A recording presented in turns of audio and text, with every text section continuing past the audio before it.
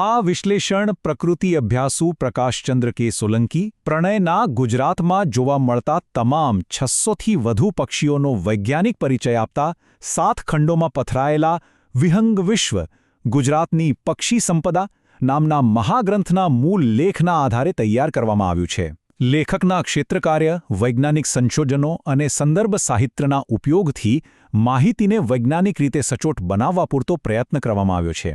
આમ છતાં આ એક AI જનરેટેડ વિડિયો હોવાથી જો કોઈ ક્ષતિ રહી ગઈ હોય તો તેને ક્ષમ્ય ગણવા વિનંતી. આજના આ રસપ્રદ અને માહિતીસભર વિશ્લેષણમાં સૌનું સ્વાગત છે. આજે આપણે પ્રકૃતિના એક એવા સૂક્ષ્મ અને અદ્ભુત જીવ વિશે વાત કરવાના છીએ જેનું નામ છે ગિરજા. અંગ્રેજીમાં તેને કોટન પિગ્મી ગૂઝ કહે છે. પક્ષી જગતમાં આ નાનકડું જળ પક્ષી તેના કદ અને ખાસ વર્તણૂકને લીધે એકદમ અલગ જ તરી આવે છે. ચાલો આ માઇક્રો માર્વેલ વિશેની આપણી સફર શરૂ કરીએ. તો આજના આ વિશ્લેષણમાં આપણે આટલા અગત્યના મુદ્દાઓ કવર કરીશું: પ્રસ્તાવના અને તેની વૈજ્ઞાનિક ઓળખ, તેના શારીરિક લક્ષણો, રહેઠાણ, ખોરાક અને વર્તણૂક, પ્રજનનની પ્રક્રિયા અને છેલ્લે તેના સંરક્ષણનું મહત્વ. ચાલો આગળ વધીએ. શરૂઆત કરીએ આપણા પહેલા વિભાગથી, પ્રસ્તાવના અને વૈજ્ઞાનિક ઓળખ. આપણે એ જાણવું ખૂબ જરૂરી છે કે આ પક્ષીને વિજ્ઞાનની ભાષામાં નેટાપસ કોરોમેન્ડેલિયાનાસ કહેવાય છે. છે ને થોડું લાંબુ નામ. વર્ષ 1758માં મહાન જીવવિજ્ઞાની કાર્લ લિનિયસ દ્વારા આ નામ આપવામાં આવ્યું હતું. એનાટિડે એટલે કે બતકના પરિવારનું આ સભ્ય છે. અહીં રસપ્રદ વાત એ છે કે નેટાપસનો અર્થ થાય છે બતક જેવા પગ, અને કોરોમેન્ડેલિયાનાસ એટલે ભારતના કોરોમંડલ તટ સાથે જોડાયેલું. સામાન્ય બોલચાલમાં લોકો તેને કોટન પિગ્મી ગૂઝ અથવા કોટન ટીલ કહે છે, અને આપણા ગુજરાતમાં તેને બહુ જ વહાલથી ગિરજા તરીકે ઓળખવામાં આવે છે. હવે આવીએ આપણા બીજા વિભાગ પર, શારીરિક લક્ષણો અને કદ. ફક્ત 250થી 400. આ આંકડો ગ્રામમાં છે. જરા કલ્પના કરો, એક બતક પ્રજાતિનું પક્ષી અને વજન માંડ 400 ગ્રામ. તેની લંબાઈ પણ માત્ર 33થી 38 સેન્ટીમીટર જેટલી જ હોય છે. આ અત્યંત નાનું કદ તેને ભારતની સૌથી નાની બતક પ્રજાતિઓમાંની એક હોવાનું ગૌરવ અપાવે છે. પણ હા, કદ ભલે નાનું હોય પણ તેનું શારીરિક માળખું ઉડાન માટે એકદમ પરફેક્ટ અને મજબૂત હોય છે. અહીં પક્ષી જગતની એક અદ્ભુત ઘટના જોવા મળે છે, જેને વિજ્ઞાનમાં સેક્સ્યુઅલ ડાયમોર્ફિઝમ એટલે કે નર અને માદા વચ્ચેનો શારીરિક તફાવત કહેવાય છે. પ્રજનન ઋતુમાં નર ગિરજા એકદમ આકર્ષક દેખાય છે. તેની પીઠ ચમકતી લીલી અને કાળી હોય છે અને માથું તેજસ્વી સફેદ. ઉડતી વખતે તેની પાંખો પરનો સફેદ અને લીલો પટ્ટો સ્પષ્ટ જોઈ શકાય છે. જ્યારે બીજી તરફ માદાનો રંગ થોડો ઝાંખો અને ભૂખરો હોય છે. આ કોઈ ખામી નથી, પણ કુદરતની એક કમાલ છે, જેથી માદા શિકારીઓથી બચી શકે. રસપ્રદ વાત એ છે કે બિન પ્રજનન ઋતુમાં નર પણ પોતાનો આ ચમકદાર રંગ ગુમાવીને માદા જેવો જ સાદો બની જાય છે. ત્રીજો વિભાગ છે રહેઠાણ અને ભૌગોલિક વિતરણ.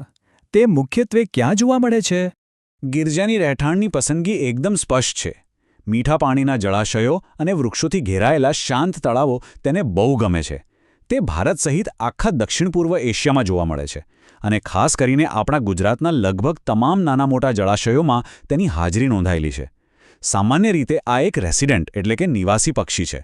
મતલબ કે તે લાંબા અંતરના પ્રવાસો કરતું નથી, પરંતુ હા, જ્યારે ઋતુ બદલાય અને પાણી સુકાઈ જાય ત્યારે તે પાણીની શોધમાં નજીકના જળાશયોમાં ટૂંકા અંતરનું સ્થળાંતર ચોક્કસથી કરે છે. આગળનો વિભાગ, ખોરાક અને વર્તણૂક. ખોરાકની વાત આવે એટલે આ પક્ષી સંપૂર્ણપણે શાકાહારી છે. પાણીની સપાટી પર તરતા નાના બીજ અને જળચર વનસ્પતિના પાંદડા એ તેનો મુખ્ય આહાર છે. તે મોટાભાગે જોડીમાં કે નાના સમૂહમાં શાંતિથી તરતા જોવા મળે છે. સ્વભાવે એકદમ શાંતિપ્રિય. પણ જો તેને સહેજ પણ જોખમનો અહેસાસ થાય તો આંખના પલકારામાં પાણીની સપાટી પરથી જ સીધી અને અત્યંત ઝડપી ઉડાન ભરી લે છે. ખરેખર જોવા જેવું દ્રશ્ય હોય છે આ.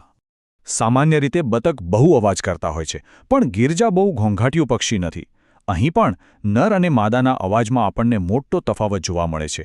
નર ઘણીવાર ઉડતી વખતે કે ઉત્તેજનામાં એક વિશિષ્ટ અને થોડો કર્કશ ચક ચક એવો અવાજ કરે છે, જ્યારે માદાનો અવાજ અત્યંત ધીમો અને સામાન્ય ક્વેક જેવો જ હોય છે. હવે આવે છે આ વિશ્લેષણનો સૌથી આશ્ચર્યજનક અને રોમાંચક વિભાગ, પ્રજનન અને માળો. અહીં એક ખાસ ધ્યાન આપવા જેવી બાબત છે. ગિરજા છે તો બતક, પણ તેને ટ્રી ડક એટલે કે ઝાડ પર રહેતી બતક કહેવાય છે. સામાન્ય રીતે બતકો જમીન પર કે પાણીની વચ્ચે વનસ્પતિમાં માળો બનાવે, ખરું ને? પણ આ પક્ષીને પાણીની નજીક આવેલા મોટા વૃક્ષોની ડાળીઓ પર બેસવું ગમે છે અને તે પોતાનો માળો જૂના ઝાડના પોલાણમાં કે ખોરડામાં બનાવે છે. બતકોની દુનિયામાં આ એક અત્યંત અનોખી અને અલગ પ્રકારની આદત છે. ચાલો આખી પ્રજનન પ્રક્રિયા સમજીએ. ભારતમાં જુલાઈથી સપ્ટેમ્બર એટલે કે ચોમાસાનો સમય એ તેમનો બ્રીડિંગ સમયગાળો છે. માદા સુરક્ષિત ઝાડના પોલાણમાં એકસાથે 7થી 12 જેટલા મોટા જથ્થામાં ઈંડા મૂકે છે. અને અહીં સૌથી નોંધપાત્ર વાત એ છે કે ઈંડાને સેવાથી લઈને બચ્ચા ઉછેરવાની 100% જવાબદારી માત્ર ને માત્ર માદા ગિરજા જ નિભાવે છે. છેલ્લો અને અત્યંત મહત્વપૂર્ણ વિભાગ, સંરક્ષણ અને પર્યાવરણમાં તેનું સ્થાન. જો આપણે વૈશ્વિક સ્તરે જોઈએ તો IUCN દ્વારા ગિરજાને લીસ્ટ કન્સર્ન એટલે કે ઓછી ચિંતાજનક શ્રેણીમાં મૂકવામાં આવ્યું છે, કારણ કે આખી દુનિયામાં તેની વસ્તી સ્થિર છે. પણ આપણો ભારતીય કાયદો આ પક્ષીના ઇકોલોજીકલ મૂલ્યને બરાબર સમજે છે. તેથી જ તેને વન્યજીવ સંરક્ષણ અધિનિયમના શેડ્યુલ 1માં સામેલ કરવામાં આવ્યું છે. મતલબ કે કાયદાકીય રીતે તેને વાઘ કે સિંહ જેટલી જ સર્વોચ્ચ સુરક્ષા પ્રાપ્ત છે. પોતાના સૂક્ષ્મ કદ અને અપ્રતિમ સુંદરતાના કારણે તે પક્ષી નિરીક્ષકોમાં હંમેશા આકર્ષણનું કેન્દ્ર રહે છે. 5થી 10 આ આંકડો છે તેમના સરેરાશ આયુષ્યનો. પ્રાકૃતિક અવસ્થામાં ગિરજા 5થી 10 વર્ષ સુધી જીવે છે. આ નાનકડો અને નાજુક જીવ પોતાના ટૂંકા જીવનકાળ દરમિયાન આપણા જળ પર્યાવરણની સમતુલા જાળવવામાં એક અદૃશ્ય પણ બહુ મોટો અને અમૂલ્ય ફાળો આપે છે. અંતે આખી ચર્ચા આપણને એક ગંભીર પ્રશ્ન તરફ લઈ જાય છે. આ માઇક્રો માર્વેલને જીવવા માટે માત્ર ચોખ્ખા પાણીની જ નહીં, પણ માળો બનાવવા માટે જૂના, મોટા અને પોલાણવાળા વૃક્ષોની પણ એટલી જ જરૂર છે. જો જળાશયોની આસપાસના આવા પ્રાચીન વૃક્ષો જ કાપી નાખવામાં આવશે તો આ અનોખી ટ્રીડક જશે ક્યાં?